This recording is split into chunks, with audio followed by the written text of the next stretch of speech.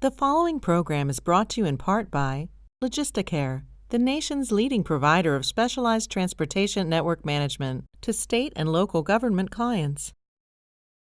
By Maine's credit unions, now is the time for a credit union.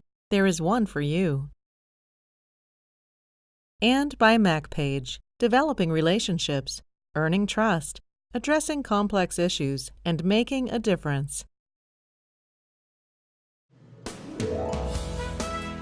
Welcome to Pingree and Katz, the main event. In our left corner, we have Hannah Pingree, former House Majority Leader and Speaker of the House. In our right corner, we have Senator Roger Katz of Augusta, representing District 24. This week, Roger and Hannah have assembled a panel of experts to discuss tough Maine issues affecting the entire state. To wrap it up, we'll visit with Gary Crocker as he gives us his view from West Gardner. It's all right here with Pingree and Katz, the main event. Hi, Hannah. Roger, good to see you. You too. I'm State Senator Roger Katz from Augusta. I'm Hannah Pingree from North Haven. And welcome to Pingree and Katz, the main event. Each week, Hannah and I are going to take a look at some issue which is of importance to the state of Maine. We're going to try to give you the Republican perspective and the Democratic perspective. We're going to promise you lively guests, a good discussion, and at the end, Maine humorist Gary Crocker to give his own view on the issue of the day. Well, I am honored to be here with you, Roger. I think this should be a fun show. It should be interesting, and it should be entertaining. So we have some great guests today. Our first show is about the legalization of marijuana in Maine. It is an issue that has changed significantly in the last couple of years since I was in the legislature. Just this past legislative session, the Maine House voted narrowly. They almost approved legalization of marijuana. It failed by just a couple of votes. This issue is changing rapidly across the country. We see public opinion polls changing. We just saw a Super Bowl played between Colorado and Washington State, two states that both have legalized marijuana. So we have the President of the United States, the Department of Justice have really loosened up on marijuana and their opinions. So this is going to be an issue to watch. It's heating up, and we've got a great show and some great guests today. So. Well, maybe Massachusetts should have legalized it, so the Patriots could have made the Super Bowl. But Hannah, for the life of me, I can't understand why we would want to be legalizing yet another drug that we know has some harmful side effects. As the science develops, we learn that for adolescents who use it regularly, there can be significant IQ loss. There can be actually the onset of psychosis. And at a time when we have the benefit of watching to see what Washington and in Oregon do, why shouldn't we wait for them? So we're going to have a great panel of guests today to talk about it, and it's going to be good discussions. Great. The trend is clear. More Maine people are joining credit unions. The reasons are clear. Credit unions offer something different from banks: true financial value, loan rates that are usually lower, products and services with low fees or none at all. That's because credit unions are owned by their members, people just like you, who create a community that welcomes you wherever you are in life. Discover why a credit union is your best financial choice. Now is the time. Welcome back, and we are here to introduce our panel. First, all the way on the left, is Representative Diane Russell. She is the sponsor of the bill to legalize marijuana. And sitting next to her is the Maine Political Director of the Marijuana Policy Project, David Boyer. So, welcome. Thanks for having us. And here to tell us why legalization is such a lousy idea, we've got my colleague from Washington County, Senator David Burns, and also Dr. Jeffrey Barkin.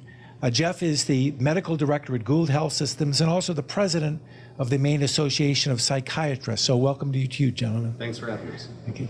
And I am going to let Roger kick it off by asking a question of the guest on the left side. Okay, David, let me ask you first. Given the increasing scientific evidence that there are some real medical issues with the use of marijuana over a prolonged period of time, why should we be jumping out in front of this at this point?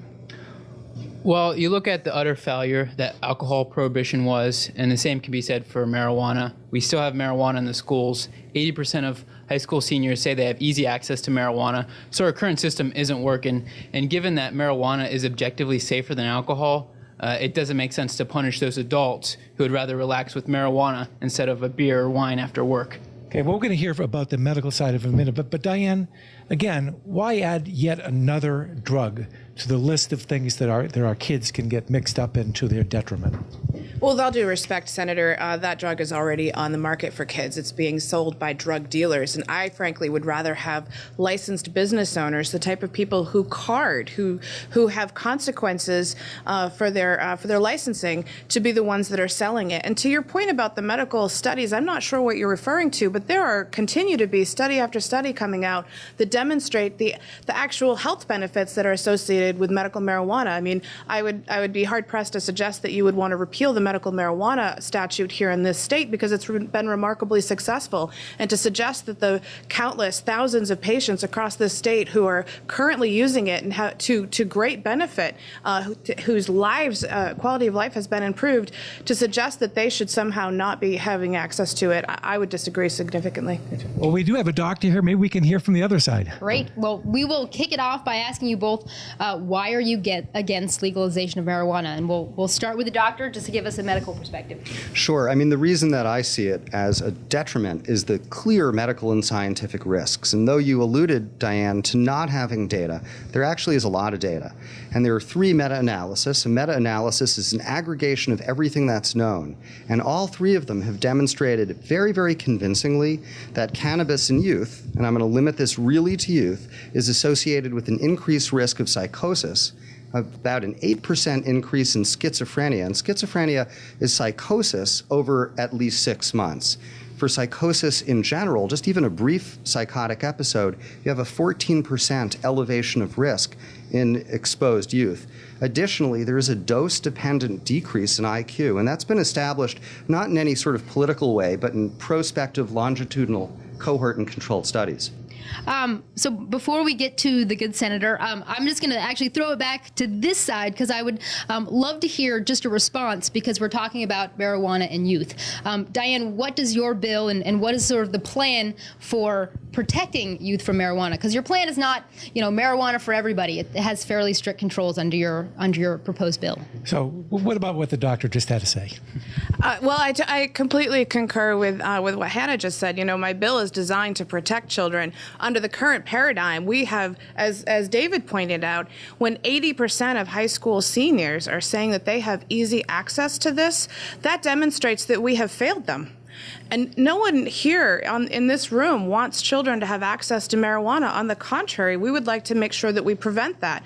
In my bill, it's for adults who are over the age of 21, not for children. Furthermore, we actually set up an advisory task force similar to what we have for alcohol and tobacco prevention. We have no campaign in this state to tell kids of the very health benefits that the good doctor informed us about. I mean, the health challenges that the good doctor told us about. So having a campaign that's statewide that tells kids what these health challenges are and that there are real consequences to it, I think that's a good benefit. And furthermore, you said that you wanted to limit this to youth, but the reality is that there are a lot of adults who have the right and the responsibility to choose this product, and they're consuming it now. And we should not, simply because we are trying to keep it out of the hands of children, unsuccessfully, I would remind you, prevent responsible adults from being able to consume this. Great. Senator Burns, I think, as some people know, was also a very long-time state trooper, and he spent a lot of time on the ground dealing with all kinds of good citizens, but a lot of criminals. And I know that you've dealt with people under the influence of alcohol and marijuana. Just recently, the President of the United States, of all people, said, I don't see that much of a difference between alcohol and marijuana use. The doctor may disagree, but talk to us a little bit about your experience on the ground with people under the influence of both kinds of drug. Thank you, Madam Speaker. I will speak to that. I'm amazed about the back and forth and the scientific aspect of marijuana.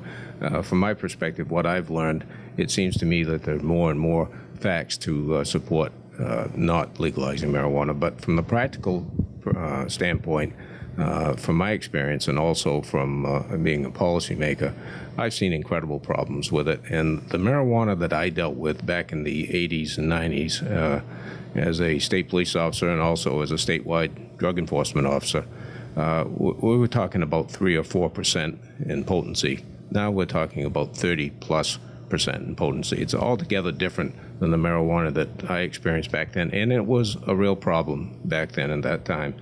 I saw many people that were under the influence of marijuana. I had an experience following a person who was under the influence once when I was patrolling, who literally went from one sidewalk to the other. And field sobriety test indicated that he was intoxicated, but a blood alcohol test indicated that he was not under the influence of alcohol, but there was plenty of marijuana there. So that was an example that really stood out in my mind. And I saw many situations where people under the influence of marijuana back then, at that time, were very detrimental to themselves and also to the people that were in their presence on the highway. And would you say worse than alcohol? How would you compare it to a very intoxicated person under the influence of alcohol? Because that is the argument, that it's the intoxication. Clearly, nobody should be driving while intoxicated, and there are obviously ways to limit both. But how would you compare it? If you pull someone over, they're under the influence. I mean, is there really a difference? I don't think, I haven't had experience with that since I retired, but I don't think you could say one is worse than the other. They're both, to me, bad. When you put anybody in that position, people that are under the influence of marijuana act differently than those under the influence of alcohol. They seem to drive a lot faster. They don't realize that. They're kind of in a fugue, if you will, and they react completely different from my background, my perspective. Great. Well, still dangerous. Well, thank you. Well, we're going to come back in just a second, and I'm going to ask our guests over here, in light of the irrefutable evidence that this has a negative impact on the development of human brains, and that we know that if we make it legal, or I would suggest if we make it legal, we're making it easier for our kids to get it, not harder, why we should be ignoring that scientific evidence. And we'll be right back.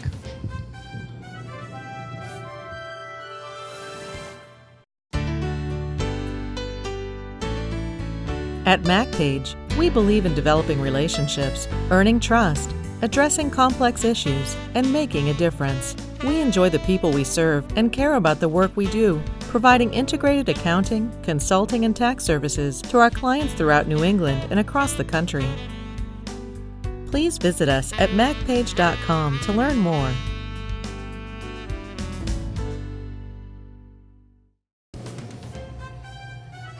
And welcome back to Pingree and Katz, the main event.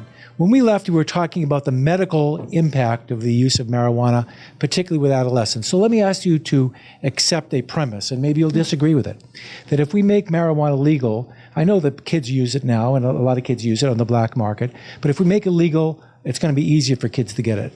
I don't think my kids ever used marijuana, and part of the reason they didn't because they knew it was not legal to do so, and they didn't want to be breaking the law. I know that's not true for all kids. But if kids are going to get it, it's going to be easier for them to get it. And you heard the good doctor tell us that there's a measurable decrease in IQ from the prolonged use of marijuana, and that there's actually a pretty good increase in the incidence of psychosis.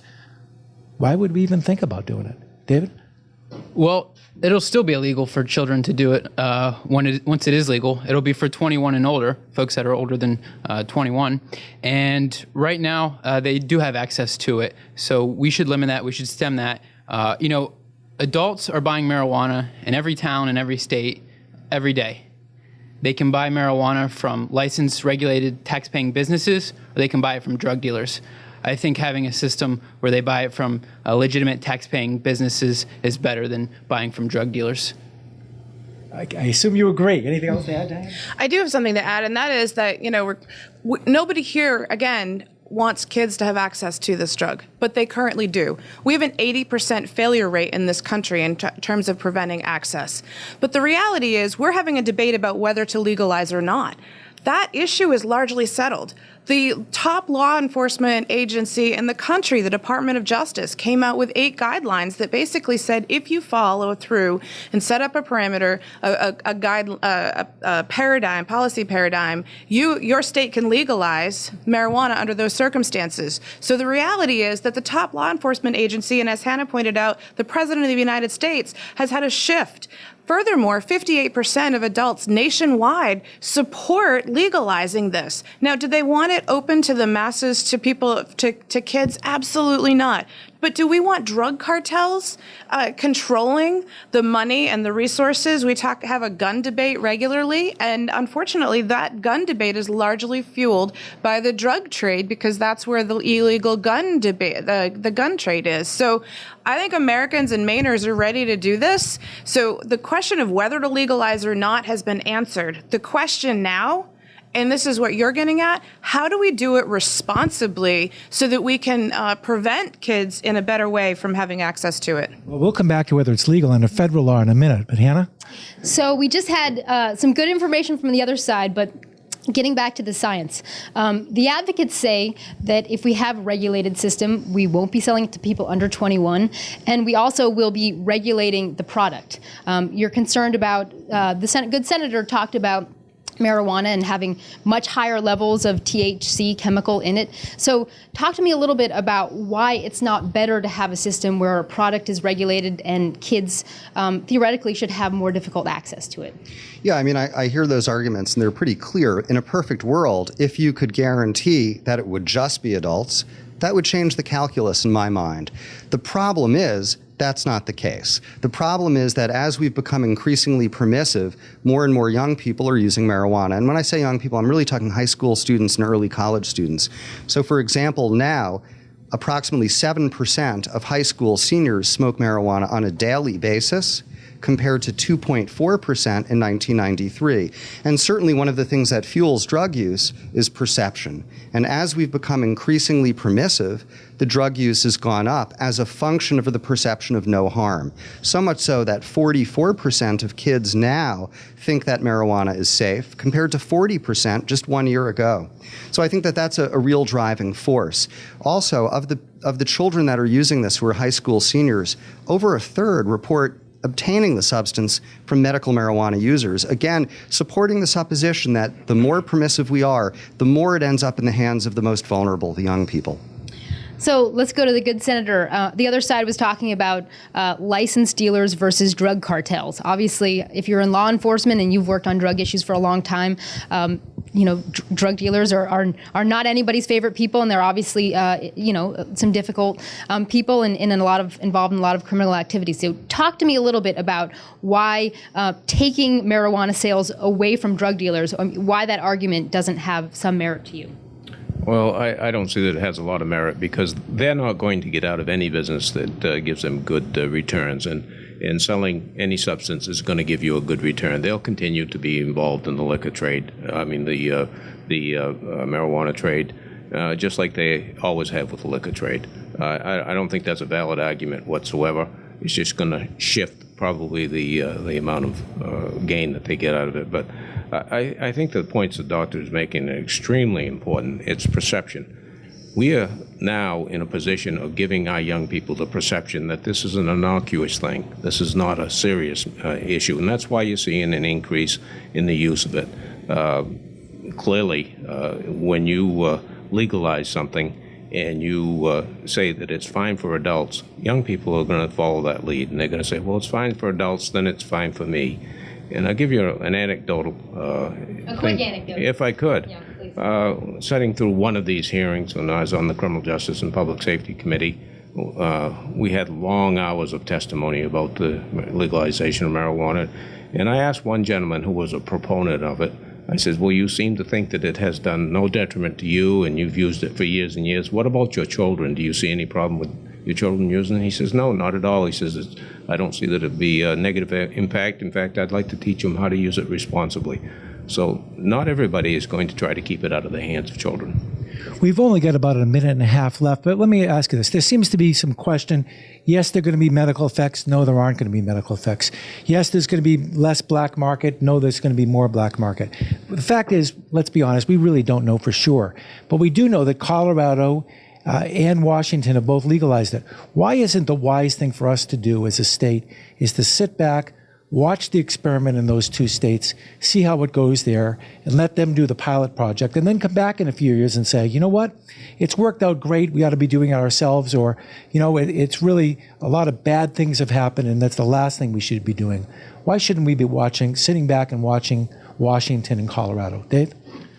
Well, I think because the amount of money that our state spends on enforcing marijuana prohibition on adults, you're looking at $8-9 million that could be better spent for our state. When we have a budget deficit hole that has to be made up of $120 million in this legislature, that plus the tax revenue helps out a lot. And given what the doctor's talking about, the usage rates, Maine has the lowest usage rates for children given federal statistics, even though we've had the most liberalized medical marijuana laws in New England. So there isn't a correlation. And about the THC potency, alcohol has different potencies, and that doesn't change the fact that marijuana hasn't killed anyone, but alcohol does every year.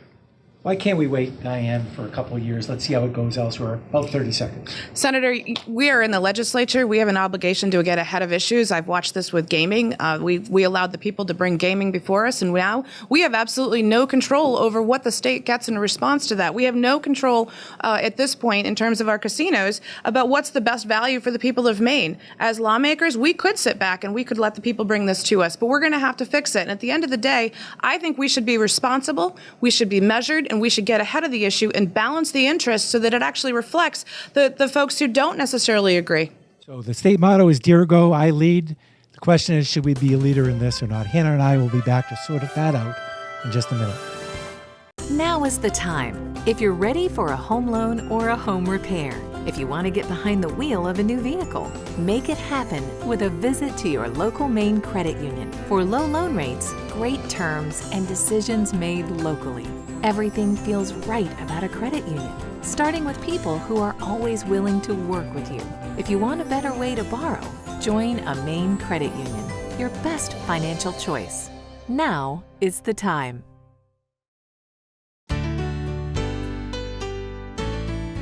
At MacPage, we believe in developing relationships, earning trust, addressing complex issues, and making a difference. We enjoy the people we serve and care about the work we do, providing integrated accounting, consulting, and tax services to our clients throughout New England and across the country. Please visit us at macpage.com to learn more.